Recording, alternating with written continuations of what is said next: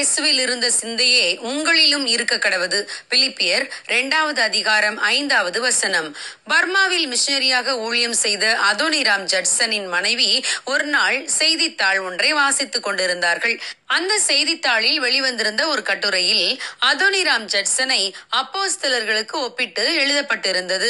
அதை வாசித்ததும் மிகவும் மகிழ்ச்சியடைந்த அதோனிராமின் மனைவி அதை தன் கணவனிடம் வந்து காட்டினார். நீங்கள் அப்போஸ்தலர்களைப் போல இருப்பதாக எழுதியிருக்கிறார்கள் என்று கூறினார்.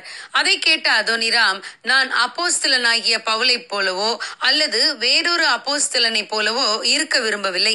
ஆனால் நான் இயேசு கிறிஸ்துவை போல இருக்க விரும்புகிறேன். நான் இயேசுவை மட்டுமே பின்பற்ற விரும்புகிறேன். அவரை போல போதிக்க விரும்புகிறேன்.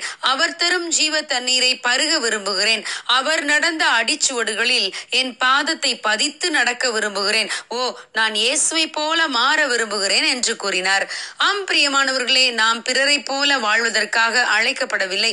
இயேசு கிறிஸ்துவை போல வாழ்வதற்காகவே தேவன் நம்மை அழைத்திருக்கிறார். ஒவ்வொரு காலகட்டத்திலும் மனிதர்கள் தங்களை கவர்ந்தவர்களைப் போல வாழ முயற்சித்திருக்கிறார்கள்.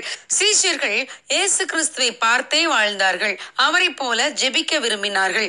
ஆகவே அவர்கள் இயேசுவிடம் வந்து எங்களுக்கு ஜெபிக்க கற்றுத்தாரும் என்று கேட்டு பின்னாட்களில் சீஷர்களும் இயேசுவை போல ஜெபித்து இயேசுவை போல அற்புதங்களை செய்தனர். ஆம் பிரியமானவர்களே, நாமும் நம் வாழ்க்கையில் இயேசுவை மாதிரியாக வைத்து பின்பற்றினால்தான் இவ்வுலகத்தில் நல்ல வாழ்க்கை வாழ முடியும். இயேசு கிறிஸ்து எல்லா விதத்திலும் நம்மை போல சோதிக்கப்பட்டும் பாவம் இல்லாதவராய் வாழ்ந்தது போல நாமும் வாழ வேண்டும். இயேசு கிறிஸ்து பகைவர்களை நேசித்து அவர்களுக்கு இரக்கம் செய்ததை போல நாமும் அவரை பின்பற்றி சத்துருக்களை நேசிக்க வேண்டும். பகற்காலம் இருக்கு மட்டும் நான் என்னை அனுப்பினவரின் கிரியைகளை செய்ய வேண்டும். ஒருவனும் கிரியை செய்யக்கூடாத ராக்காலம் வருகிறது என்று சொல்லி காலத்தை பிரயோஜனப்படுத்தி கொண்டதை போல நாமும் காலத்தை பிரயோஜனப்படுத்த பழக வேண்டும்.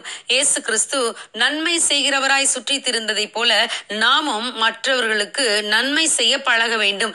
என்னை விசுவாசிக்கிறவன் நான் செய்கிற கிரியைகளை தானும் செய்வான், இவைகளை பார்க்கிலும் பெரிய கிரியைகளையும் செய்வான் என்று இயேசு கிறிஸ்து வாக்கு பண்ணியிருக்கிறார். ஆகவே இயேசுவை விசுவாசித்து அவர் காட்டிய பாதையில் நடக்க பழகுவோம். அப்பொழுது நாமும் அவரை போல மாற முடியும். God bless you. Have a good day.